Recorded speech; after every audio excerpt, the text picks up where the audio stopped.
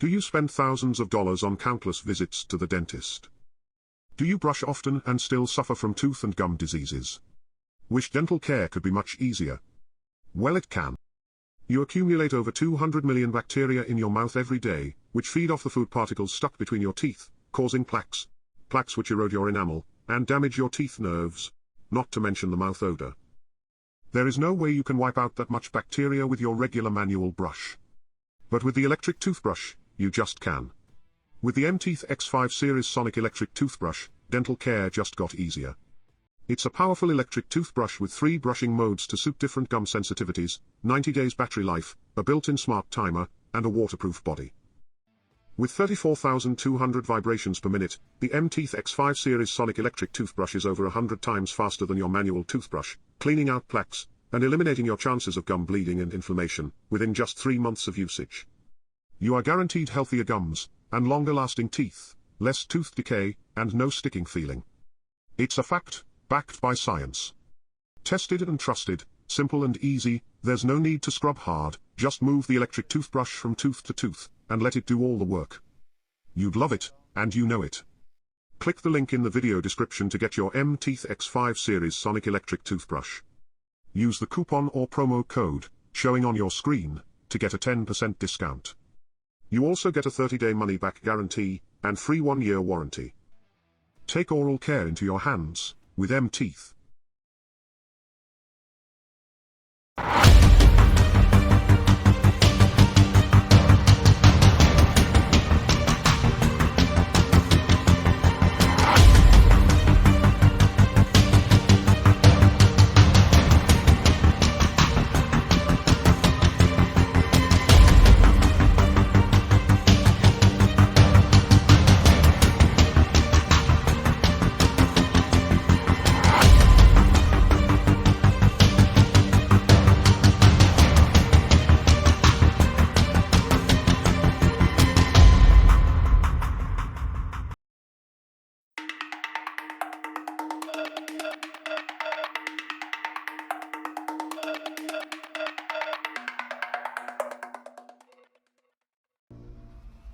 Many will say Vishnu is supreme, but he who creates reigns supreme. I am one god as three gods in tune, Brahma, Vishnu, Shiva, the Lord's triune. The lives I make, Vishnu preserves, to the rotten, Shiva gives what they deserve. I am the beginning, Shiva the end, king of the gods, to none I bend. Born from none, all I bore, I am Brahma, father of all. Brahma, the self-born, the most ancient one, the first of the Trimurti, the one who gives, the one who creates, the supreme majesty, king of all the gods. Once upon a time, in the beginning, there was nothing. The universe was dark and formless, covered by an infinite mass of primeval ocean.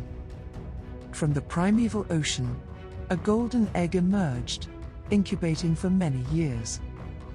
When it was time for the life inside to arise, the egg shattered, and out of it came Brahma, the very first of the gods. Brahma shaped the universe into what it is, creating 4 types of beings: devas, asuras, spirits, and mortals, better known to most as gods, demons, ancestors, and men. Upon Brahma's shoulders are 4 white-bearded heads, his 4 faces representing the 4 Vedas, the religious texts of ancient India. The first of the faces represents the mind, they call it Manas. The second represents intellect, they call it Buddhi. The third represents self-pride, they call it Ahamkara. And the last represents consciousness, they call it Chitta. On Brahma's upper body are 4 arms, holding the 4 stages of Godhead, the 4 stages of enlightenment. In the first hand, he holds the Vedas, the scriptures, symbolizing knowledge. He who must be enlightened must be an ardent seeker of knowledge, and of the scriptures, a lifelong learner, disciplined in both body and mind. In his second hand, he holds the Sruva, a sacrificial tool, symbolizing the sacrifice of ego. He who must be enlightened must let go of ego in all his work. In his third hand, he holds the Kamandalu, a water pot, symbolizing rebirth, detachment, renunciation, and purification. He who must reach enlightenment must detach himself from all things that hold him back from his higher aspiration, attaching only to things that conform to his new standards, his higher aspiration. And in his fourth hand, he holds the Mala, the rosary, symbolizing meditation, concentration, and prayer. He who must reach enlightenment must adopt a lifestyle of constant meditation, withdrawal, and deep concentration. Upon a lotus, Lord Brahma sits, wearing clothing made of the hide of an antelope, and riding on his vehicle, the swan. The great Brahma no longer creates. He delegated his duties to his offspring and creations, and now he remains aloof and far high, his four heads, looking to the four cardinal points, the four corners of the world.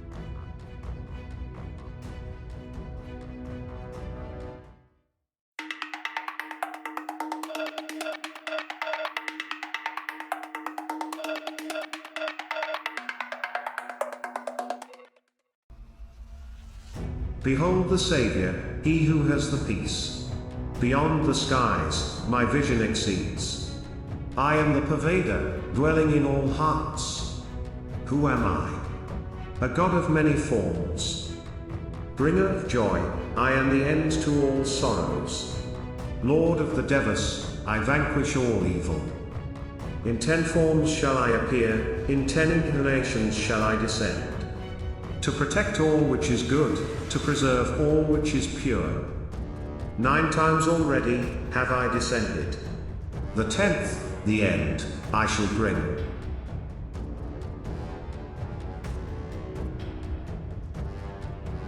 Vishnu, the preserver, the protector, the second of the Trimurti. Prince of Peace, remover of sins, Lord of the universe. The demon destroyer, the great pervader, husband to the goddess, Lakshmi. He who has many forms, he who has eternal youth, he whose forms are forever pleasing. The one who is present everywhere, the one who has the loveliest face, the one who shines like 100 suns. He is the singer of the Vedas, bane of the Asuras, the bridge between the 3 worlds. Once upon a time, when Brahma had created the world, he manifested himself into 2 other divine beings, Vishnu and Shiva, bestowing on them the power to protect and to destroy. Not only did Brahma give Vishnu the power to protect, he also relegated his powers of creation and authority as the supreme deity to Vishnu, going off into the far heavens, where he remains aloof, his 4 faces, watching everything. A blue-skinned deity, Vishnu is, with a face lovelier than anything in the universe. On his upper body are 4 arms, carrying the conch, the chakra, the lotus flower, and the mace. The conch, representing the primordial sound of creation, the chakra, representing the mind, the flower, representing liberation, and the mace, representing strength. When Vishnu rides, he rides on the back of the Garuda, king of the birds and devourer of nagas, of snakes. And when he sleeps on the coils of the gigantic serpent of time, called Adishesha, beside his consort and female form, the goddess Laxmi. There, he lays peacefully, sleeping, until he is disturbed by the cries of the subjects he is sworn to protect. Whenever the Asuras, the demons, enter the world of men, whenever they threaten the world with oppression and chaos, whenever they devour and destroy the innocent, the great Lord Vishnu awakens. He descends to the world in the form of an avatar, and vanquishes the menacing evil, restoring Dharma, the cosmic law and order. When the world knows peace, when the forces of evil have been silenced, Vishnu returns to his abode in the heavens, where he rests on the serpent of time, until he is awakened again. There are 10 avatars of Vishnu, 10 forms of Vishnu, 10 incarnations of Vishnu, 9 of which have already descended.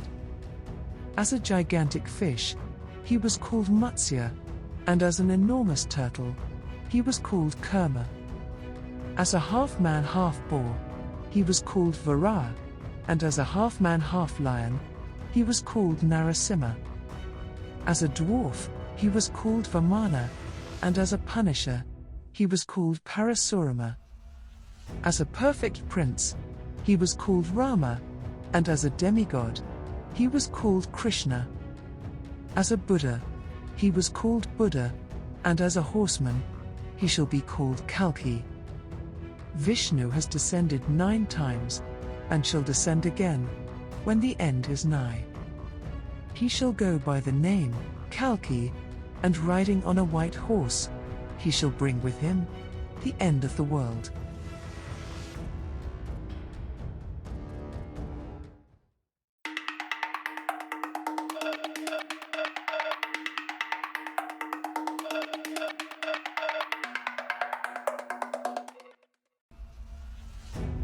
Lord of death, keeper of time, I am he who is both benevolent and fearsome, he in whose throat the most vicious poison rests, he from whose hair the river Ganga flows.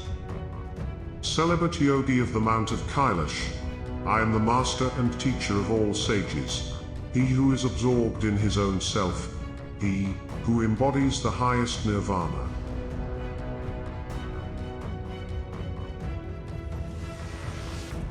Shiva, the great destroyer, the great transformer, the lord of cosmic dance, the third of the Trimurti. He is the god of time and death, god of meditation and the arts, he who has 3 eyes, husband to the goddess, Parvati. As Vishnu is sworn to protect the good among men, Shiva is charged with destroying the wicked. A god with 3 eyes, when Shiva opens his 3rd eye, it burns to ashes, all in front of him. God of the arts, when Shiva dances the dance of death, he brings destruction and death to workers of iniquity. Some say when Shiva assumes the form of a destroyer, he roams the earth with an army of asuras, thirsting for the blood of the wicked. He is the transformer, who from the ruins of his destruction, gives rise to a new existence. Old things pass away and old things become new. He is the concealer and revealer of all there is, wielding in his hand the trident, a symbol of his power over the 3 worlds, some say a weapon with which he impales the wicked. In Vedic mythology and religion, Shiva is known as Rudra. Once upon a time, a powerful demon king called Tarakasura invaded the realms of the immortals and men, subjecting all to suffering and slavery. Tarakasura was no ordinary demon, he had been touched by Shiva, blessed with divine immunity, that not even an avatar of Lord Vishnu could kill him. Why was that? Sometimes, asuras perform heroic feats, and are rewarded by the supreme Trimurti with unique gifts. Most of the time, these asuras take advantage of their gifts to oppress the innocent and destroy that which is good. This was the case of Tarakasura, and he would not be the only demon to do this, for there would be many more. Calling upon the great god Brahma for help, the goddess of devotion and motherhood, Parvati, asked for a way to defeat Tarakasura. Because Tarakasura had been blessed by Shiva, only an offspring of Shiva could kill him, Brahma revealed. He instructed Parvati to do a sacred puja with Shiva, a sacred ritual where the goddess submits and surrenders herself wholly to Shiva, to conceive his offspring. Following the advice, Parvati took to action, but there was a problem. Shiva was a celibate yogi, and thus, the mundane feelings of love, lust and passion were dead to him. How could she arouse in him the desire to unite with her? Coming up with a risky solution, the only solution she could think of, Parvati employed the help of Karma, the god of human love and erotic desire. Come, Kamadeva, enter the abode of the great Shiva and create in him lust and desire. This would prove to be a grave mistake, for Karma's powers were only dominant over mortals and a few immortals, and the great Lord Shiva was no mortal, and no ordinary immortal. Karma did exactly as he was told, bringing about an untimely spring to create an atmosphere of love. Transforming into a sweet-smelling breeze, Karma breezed past Shiva's guard, Nondin, and entered Shiva's abode, unannounced, spreading the lovely fragrance all over the place, the perfect atmosphere, but he knew it wouldn't be enough. Karma and Parvati silently crept to where Shiva sat meditating, and Karma drew his arrow of love, shooting Shiva with the arrow, hoping to create in him erotic love. Such audacity. The great Shiva opened his third eye and glared furiously, burning Karma and his arrows into ashes. Turning to Parvati, Shiva questioned her as to why she had disturbed his peace, and she told him the truth. She realized it was the right thing to do, to come to the Lord of Truth with the truth. And who knows, it might just work. And it did. Shiva recognized that Tarakasura was a monster of his own making, and only he could undo this harm he had inadvertently inflicted upon the world. Thus, Shiva agreed to a sacred puja with Parvati, in the form of a roaring flame, and their son, Kartikeya, the god of war, was born, and would go on to slay the demon, Tarakasura. Parvati became the consort of Shiva, thenceforth, and Shiva would later resurrect Karma, but cursed him to be without a body, due to his impetuousness. Now Karma roams the cosmos, bodiless, inflicting humanity with his powers of love.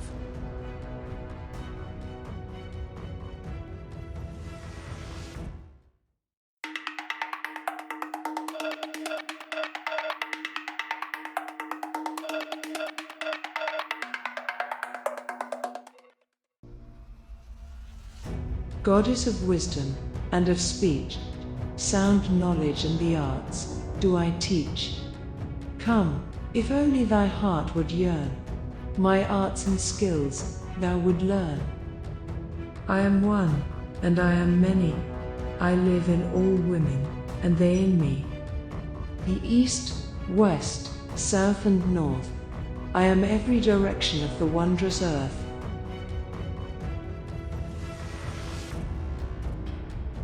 Saraswati, the mother goddess, queen of the heavens, goddess of knowledge, the first of the Tridevi, the three supreme goddesses. She is the goddess of music and the arts, goddess of wisdom and learning, goddess of history and the sciences, goddess of the rivers and lakes. Saraswati is the wife and consort of the great god Brahma. Just as Vishnu and Shiva are the manifestations of Brahma, Lakshmi and Parvati are the manifestations of Saraswati, and so are Durga and Kali. What does that mean? It means Saraswati is Lakshmi, and Saraswati is Durga. Saraswati is Parvati, and Saraswati is Kali. As Lakshmi, she is the goddess of wealth and good fortune. As Durga, she is the warrior goddess of protection and war. As Parvati, she is the goddess of devotion and motherhood, and as Kali, she is the goddess of destruction and justice. Patron of women, Saraswati dwells in the hearts of all women, the young and the old. Sitting on a white lotus flower, and shining like the moon, she has 8 arms, wielding a trident, a bell, a discus, a pestle, a conch, a plowshare, a bow, and an arrow. Sometimes she appears with only 4 arms, holding a book, a water pot, a rosary, and a musical instrument called veena, much like her husband, Brahma. The book, representing knowledge and the scriptures, the water pot, representing rebirth and purification, the rosary, representing meditation and deep concentration, and the veena, representing the arts and music.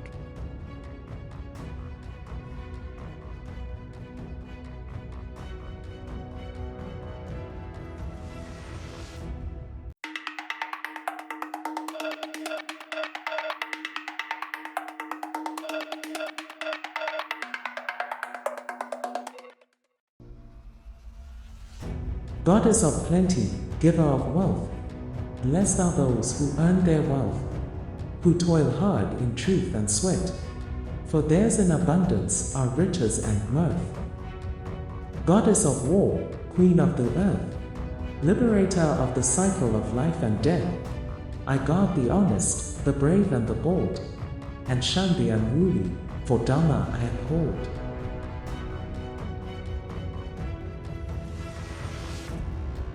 Lakshmi, goddess of wealth, goddess of fortune, the second of the Tridevi, the triple supreme goddesses. She is the goddess of the chakras, the wife of Vishnu, she who all women are embodiments of, she whose face is as beautiful as the lotus. Those who seek spiritual and material wealth, pray to Lakshmi, for she is the goddess of power, beauty, and spiritual and material wealth. She who never leaves her husband's side. Whenever Vishnu descends to the earth in the form of an avatar, Lakshmi descends with him, as the avatar's wife. Whenever Vishnu reincarnates into another avatar, Lakshmi reincarnates with him, as his consort. When Vishnu came to the world as Rama, Lakshmi came as his wife, Sita. When Vishnu came to the world as Krishna, Lakshmi came as his wife, Radha, some call her Rukmini. She is the ever-loyal wife of Vishnu, an ever-faithful consort. The active energy of her husband, the emphasis to his qualities, the light to his sun, and the insight to his knowledge. She is the intermediary between humanity and the Supreme. For those who seek divine mercy and grace, pray to Lakshmi, to intercede on their behalf. Lakshmi is also known as Durga, for she is a dual deity, the warrior Devi, Durga, being her second personality.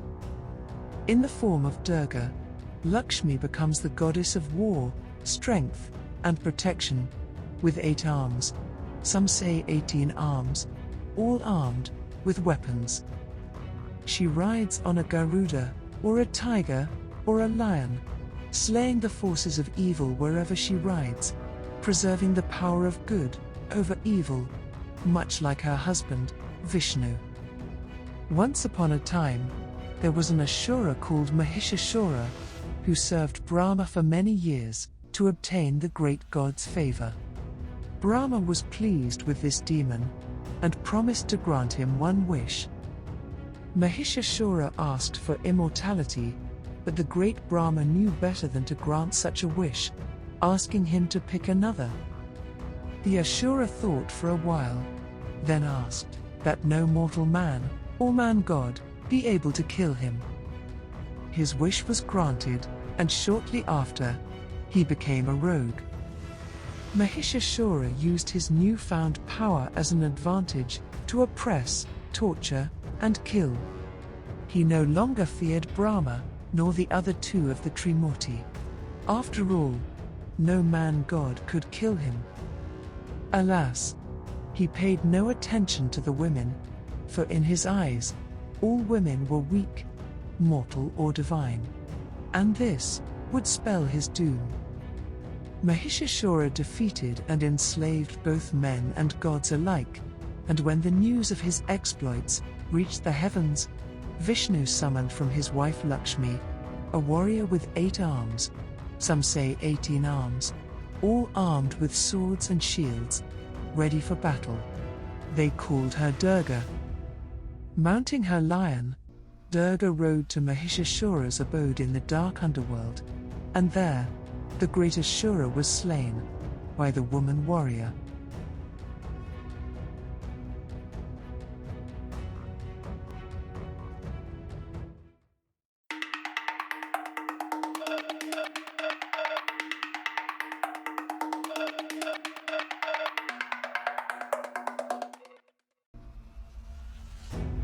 I am a goddess and I am a demon, gentle and yet fierce, kind and yet ruthless. I am a beauty and I am a monster, comely and yet dreadful, lovely and yet terrifying. I am the light and I am the darkness. I bring justice and I bring death. I am your best ally and your worst foe, your sweetest dreams and your worst nightmare.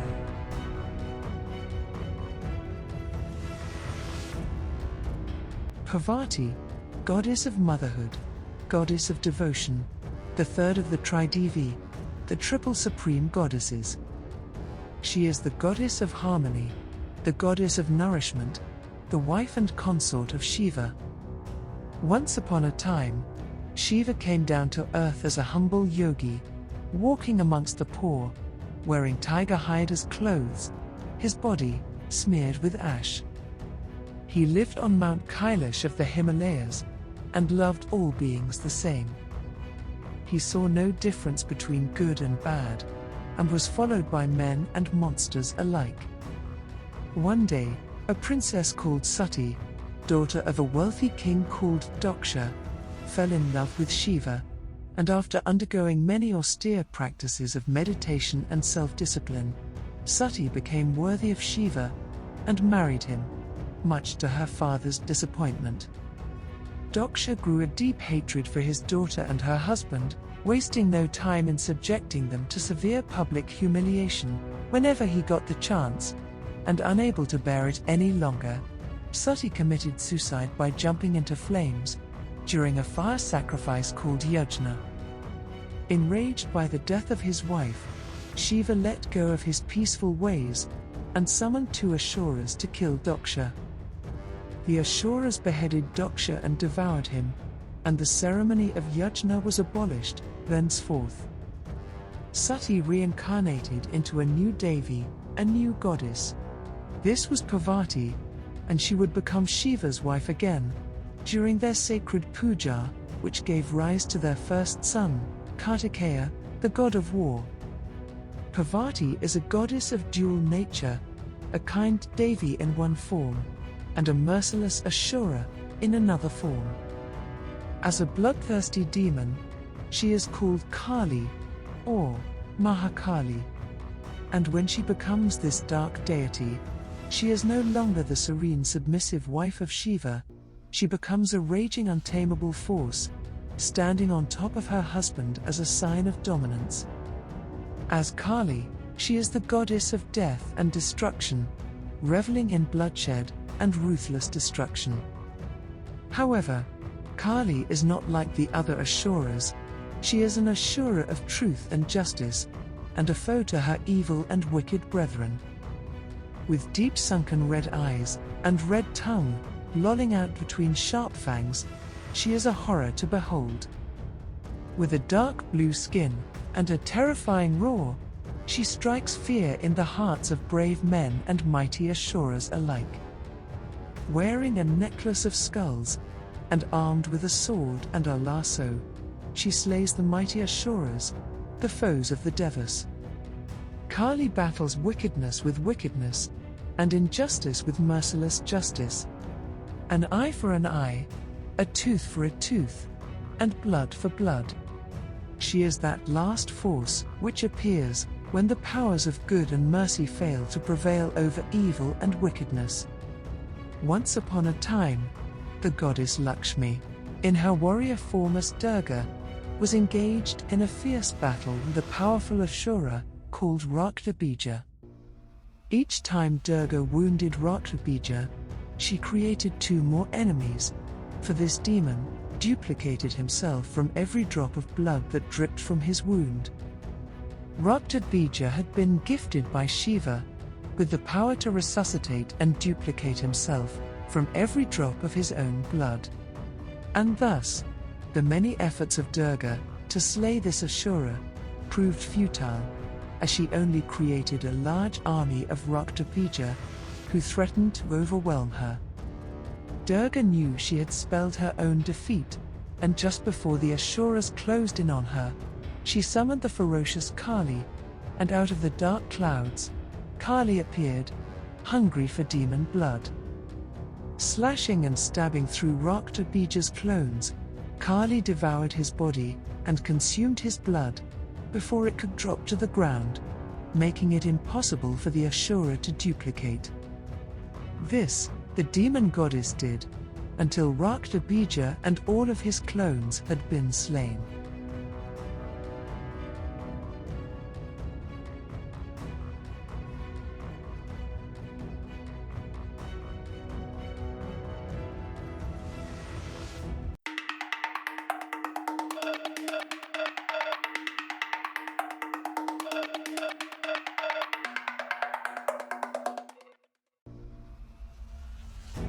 From a curse, they say I came, but by the divine, my birth was ordained. Quick as the wind, strong as the land, by neither fire or water shall I be harmed. Right-hand man of the Prince Rama, it is I, Hanuman, king of the Vanara.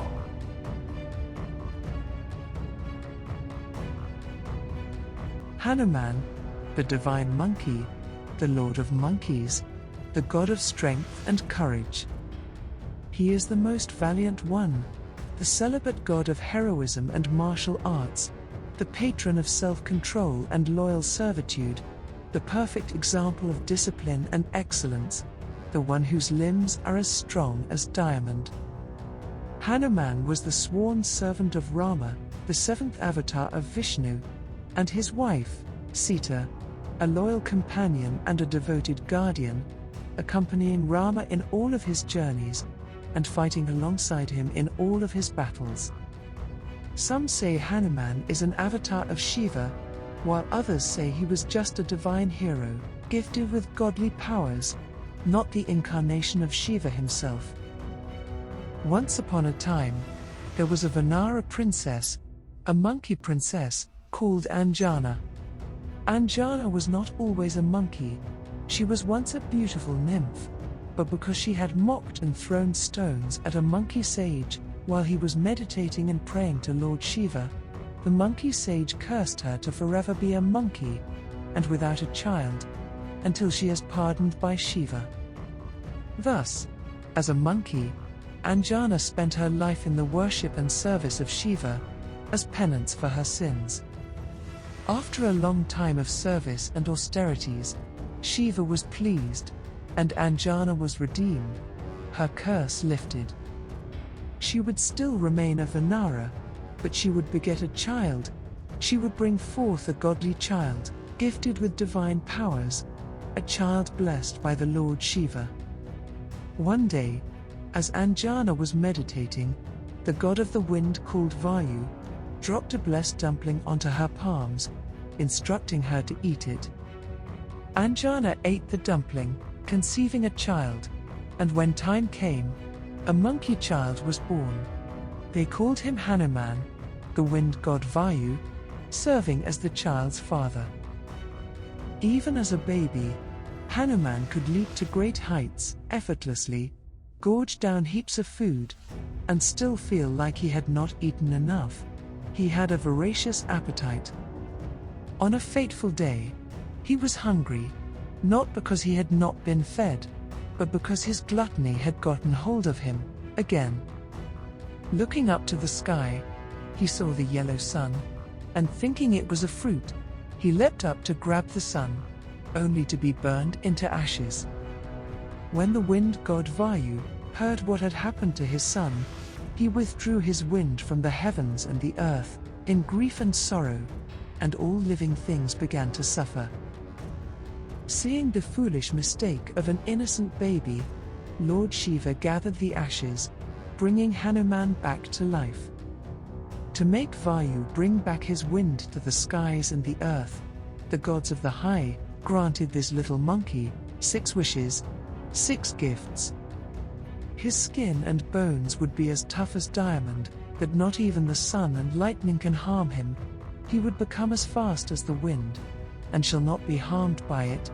He would become as strong as the earth, traveling great distances within a twinkling, and without restrictions. Fire will not harm him, water will not harm him, and he shall become an immortal, thenceforth. Hanuman grew to be a mischievous teenager, using his divine powers to play pranks on people. Alas! He came across an old sage, who sat, meditating, and as usual, played his pranks on him, and so to keep him from misusing his powers as the ignorant teenager he was, the sage cursed him to forget he had any powers, until he became a wise adult. He shall remain unaware of his divine abilities, until he gains the wisdom of age. Only then shall he be reminded of the powers he possessed. And so it was. As a wise adult, and wielding a weapon called Goda, Hanuman would use his powers to serve the avatar, Brahma, accompanying and aiding him in all of his journeys and battles, watching over him every step of the way.